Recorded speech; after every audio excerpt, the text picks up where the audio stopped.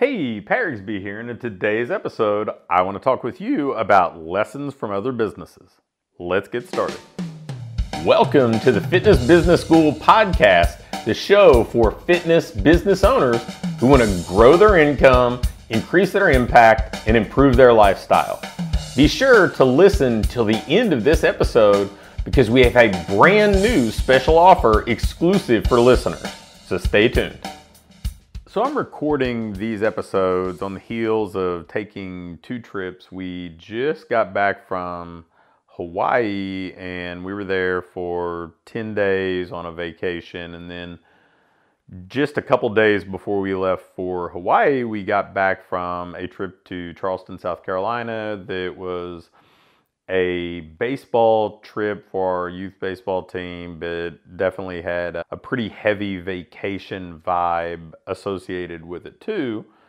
But in both cases, whenever you're traveling, you're interacting with so many different businesses and businesses that you kind of aren't in a comfort zone with yet, right? Like you are not going to the same grocery store, you're not going to the same place you get your hair cut or whatever else. You're interacting with new places when it comes to the travel, when it comes to lodging, when it comes to meals, when it comes to any sort of other activities that you're partaking in. And I don't know about you, but I do a lot of observing when it comes to these businesses. I try to just see like what are the common traits of the better businesses, what are the things that businesses maybe don't do particularly well? What are some things that may be kind of neat twists that individual businesses may do that just kind of stand out? And I think that as I reflect back on these two trips and the dozens of businesses that we interacted with along the way, there are a few things that I thought were common traits of businesses that did a good job. The first is they were really proactive communicators. They were businesses that did from the moment that you engaged with them, they were sending out lots of confirmation stuff, instructions, directions, expectations. There was a lot of that even in advance. Like if we were going zip lining, there were details on what to expect, details on directions to the facility, how to dress, how early to arrive, being prepared with things like sunblock or whatever else.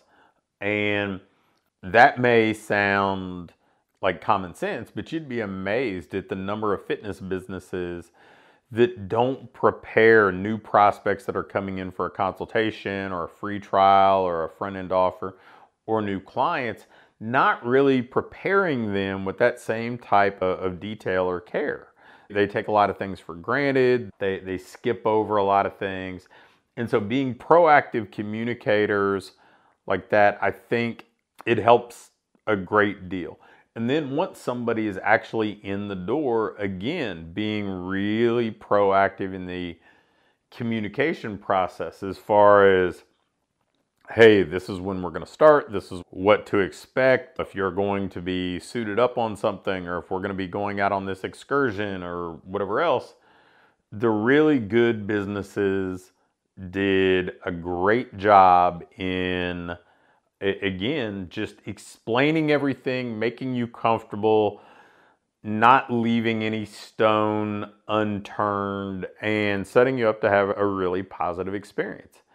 And I think that when I look at great training businesses, if they're getting into a training session, they do a really good job, especially if they're in like a group training environment where there's a lot of uniformity between what everybody's going to be doing. Really coaching people through what to expect or what the next session is going to look like, what each exercise is going to be, what the transitions may look like between things or whatever else. I remember when I was doing consulting with Iron Tribe Fitness, I felt like they did a wonderful job with preparing the clients in the room for the session that was coming up. And then during the experience, being great at keeping people engaged and making them feel connected or important, and not just letting them feel like it was a transaction. Asking questions, being curious or interested, having a conversation, being entertaining. And so it was never really, hey, you're just going to go on this snorkeling excursion, or you're going to go on this site tour, or you're going to do this or that.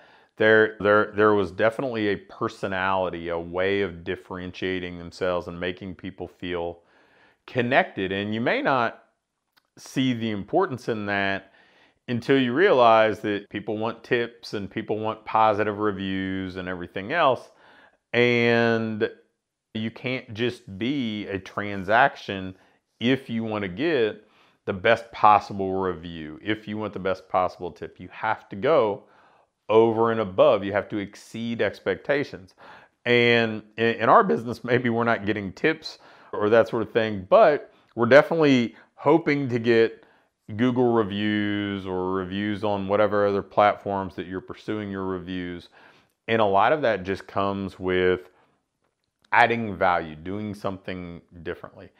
I think that weaving in stuff in the margins too is another really valuable thing. So it's not only the transactional expectations, it's telling stories in between, it's adding little things that may be unexpected, giving people some behind the scenes knowledge. And I think that great coaches can do some of that, that also it positions them as more of an expert. You see somebody's true expertise if you understand the why behind the exercise and how the exercise can be done, and how sometimes people make mistakes with it, and some of the maybe unexpected benefits of performing certain movements or that sort of stuff. By you weaving that into what you do, the same way that other people take the margins and fill those in with something of value or interest, you get to differentiate yourself from people who just seem like they're reading from a script. So I think that sort of proactive communication is a really big deal. I think that really proactive customer service and proactive problem solving is immensely valuable too. I think that the minute that somebody expresses a need or a want, or even if there's an unexpressed need or want, and sometimes you go to a restaurant and somebody's refilling your glass before you ever ask for it, or proactively making a suggestion before you ever request it. I think proactive customer service is something that we can do a lot of, right? Noticing things and being attentive and being interested in somebody having the best possible experience, or responding when something doesn't go well. There were a couple occasions where maybe you order something or something isn't going exactly as planned, and you ask for help, and you can immediately see the look on somebody's face is like, okay, hey, I want to make this right for you. I want to help. Or I just want to get this situation over with and you're a bit of a nuisance, right? And we see that all the time. And we could see that with somebody who, I mean, it could be at a restaurant if somebody didn't bring silverware to the table after they brought the food, right? If you ask them, do they quickly resolve it, or and do it with a smile, or is it kind of this sluggish, slow thing that takes away from the experience a little bit? I think that proactive customer service is especially valuable if you are in a volume-based business. If you're in a group training, small group, large group, anywhere where you've got a lot of people who are part of what you do, making people feel important in a time of need or perceived need at least, I think is tremendously valuable, because those are the times when it's really easy for somebody to feel like just another face in the crowd, just another credit card, just another number, because it's important to them. They're seeing this through their eyes, their own individual experience, but they also recognize if they're one of 150 clients, that they're just 1/150th of the revenue coming in. So they're not being perceived as that important.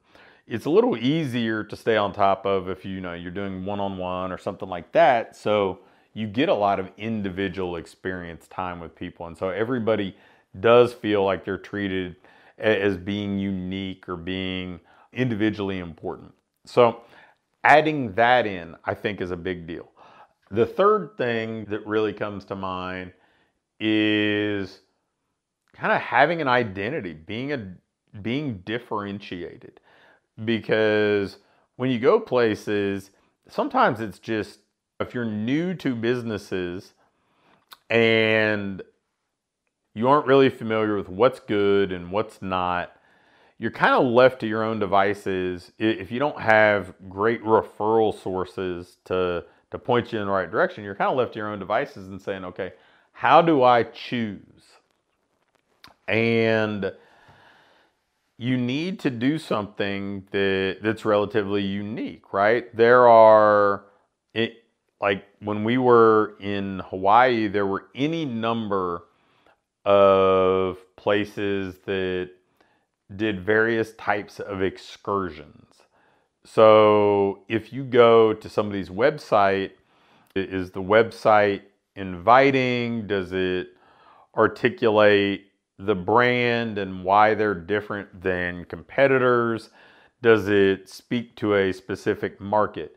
Does their Google business listing have recent pictures? Is it updated? Does it have all the information you want? Are there a high volume of positive reviews?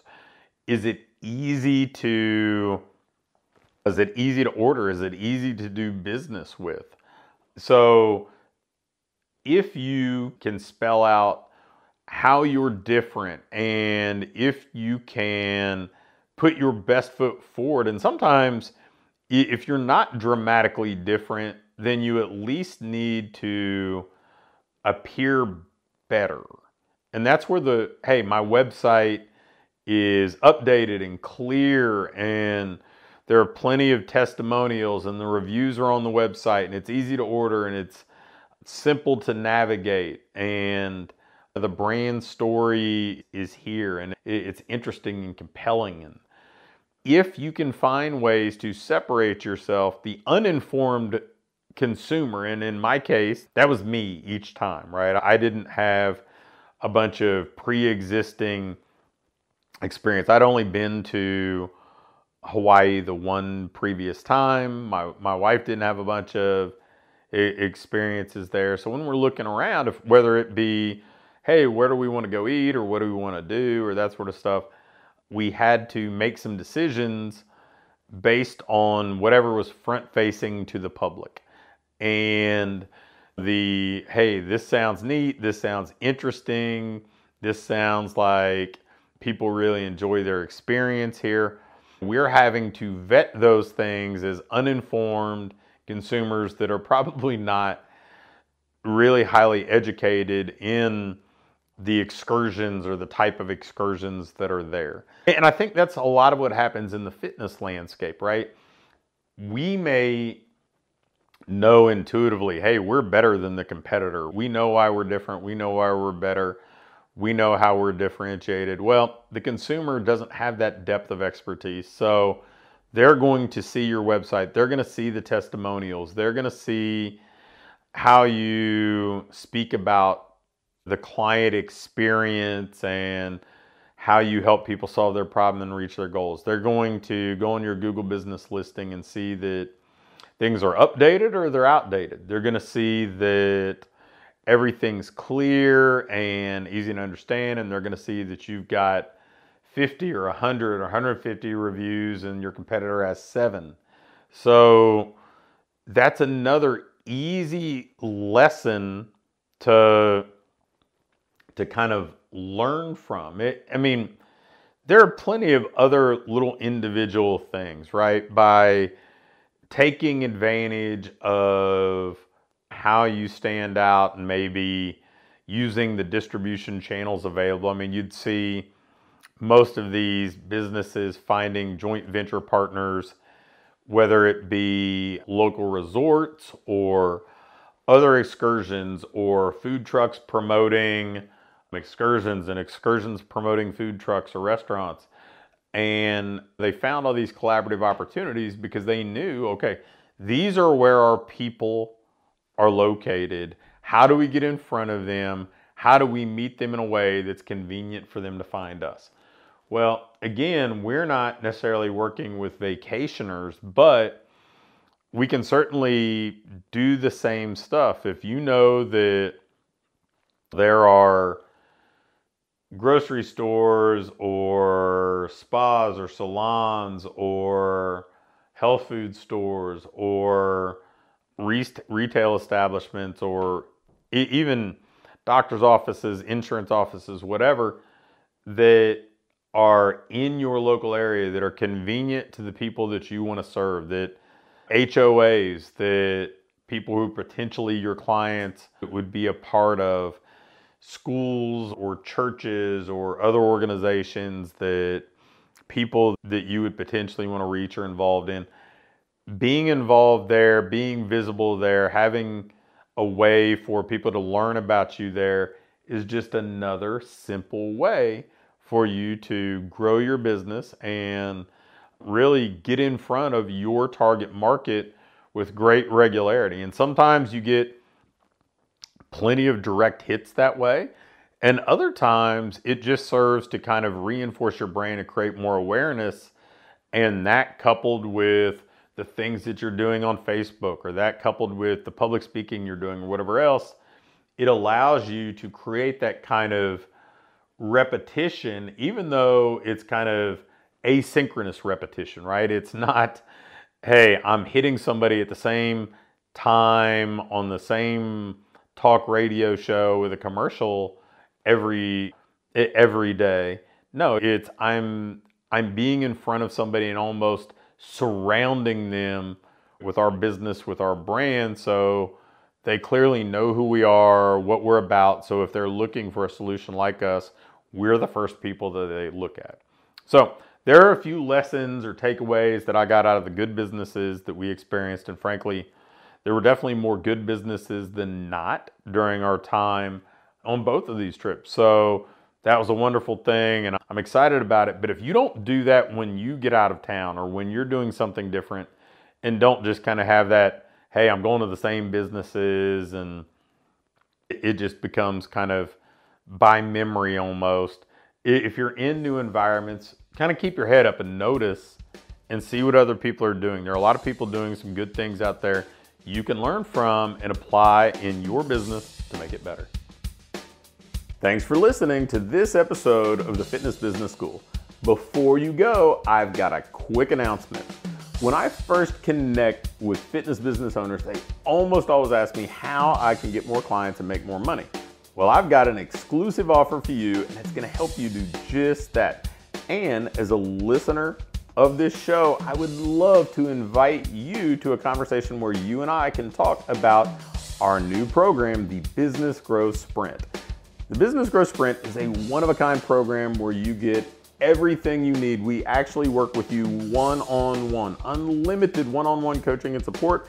We design a marketing plan for you. We give you assets to execute the plan. It's unmatched in our industry between the level of coaching, the frequency of accountability, the simple step-by-step nature, and the completeness of how it's going to guide you to making more money and improving your personal income fast. Imagine having every tool, template, ad, and script that you need all ready to use. Plus, you're going to get one-on-one access with me and the other coaches on my team to make sure that everything from your business growth plan to your marketing and sales system is done, turnkey, ready to go. And what's great is there is zero risk. We guarantee that you are going to add at least $4,000 a month in recurring revenue or $20,000 a month cash collected as part of this program in just 4 months. So if you're interested, if you'd like to discuss and see if this is a fit, just shoot me an email at pat@patrigsby.com and put sprint in the subject line and I'll get you all the details.